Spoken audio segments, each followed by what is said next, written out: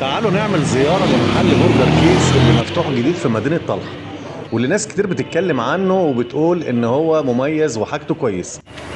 هندخل المطبخ ونشوفهم وهم شغالين وبيجهزوا الوجبات. ادي المستوى من النظافة عالي جدا، وادي الهمبرجر على النار تحفة. بيقدموا وجبات مميزة بصوص هم اللي بيعملوه. ده طبق الريزو المشهورين بيه، رز بخلطة خاصة مع قطع دجاج، وده همبرجر اللحمة والشيف بيجهزه، وبيعملوا كمان همبرجر الدجاج. الجولة بتاعتنا هتبقى سريعة لكن هتديكوا فكرة عن شغل المحل. ودي وجبة جاهزة للأكل بقى، الزبون نستنى على ما نصور معلش. سندوتشين همبرجر مع البطاطس بالخلطة الجميلة بتاعتهم. يلا بينا نشوف، يلا بينا.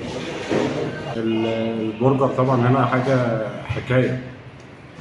تمام. يعني بنقول للناس تيجي تجرب برجر كيس تقسيم بهاء. طيب ممكن نسأل أستاذ حميد بعد إذنك؟ أستاذ حميد، ممكن تقول لنا وجبة زي دي عشان برضو المشاهد يبقى متابع معانا؟ وجبة زي دي سعرها كام واسمها إيه للناس تاني؟ الوجبة دي اسمها ريزو. دي معمولة برز بخلطة خاصة بينا. والفراخ بتاعتنا برضو هي خلطة خاصة بينا. بتبقى فراخ معمولة بريدنج، واحنا برضو بنصنعها. بتبقى فراخ بلدي مش فراخ مجمدة.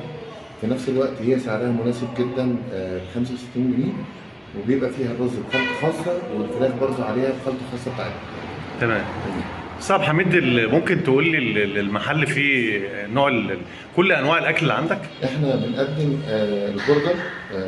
برجر بيبقى عباره عن برجر بيف والفرايد تشيكن. تمام. البرجر الفرايد تشيكن برضه نفس الكلام، بنفس الكواليتي اللي احنا بنقدمها. في نفس الوقت بنقدم حاجه عاليه جدا ومناسبه للسعر والفئه السعريه المناسبه لجميع الناس. عندكم دليفري في المحل؟ موجود دليفري. ممكن المحل جاهز لاستقبال حفلات، اعياد ميلاد؟ اعياد ميلاد، اي مناسبه ممكن نجهزها. بيشرفونا قبلها وبيتفقوا معانا وبنجهز المكان تماما، وبيقدروا يحضروا وبيتبسطوا جدا. الاسعار عند حضرتك بتبدا من كام لكام؟ الاسعار بتبدا، احنا عندنا في الربات بتبدا من 35 لحد اقصى حاجه 120 جنيه في سندوتش زي البرجر او البيف. بيبدا برضه البرجرات بيبدا من 80 جنيه او 85 تقريبا. طبعا بيبقى حاجه يعني الكواليتي بتاعها عالي جدا، وفي نفس الوقت السعر بتاعها كويس جدا. قلت لي ان المنتج عندك سواء فراخ او برجر لحوم، لحمه بلدي. بالظبط. تمام. احنا بنشتغل في بلدي، وبنشتغل كمان ان احنا اللي بنصنعه. الصوصات عندنا احنا اللي بنصنعها، ما بنجيبهاش صناعيه. الكواليتي بتاعها بيبقى عالي جدا، والتيست بتاعها بيبقى عالي جدا. نقول للناس اسم المحل ونوصف عنوانه. برجر كيس. احنا موجودين في تقسيم بهاء في طلحه قدام جلة الطنطاوي. تقريبا برضو ممكن نوضح على ناصية الشارع معرض الافندي وصيدليه طبعا.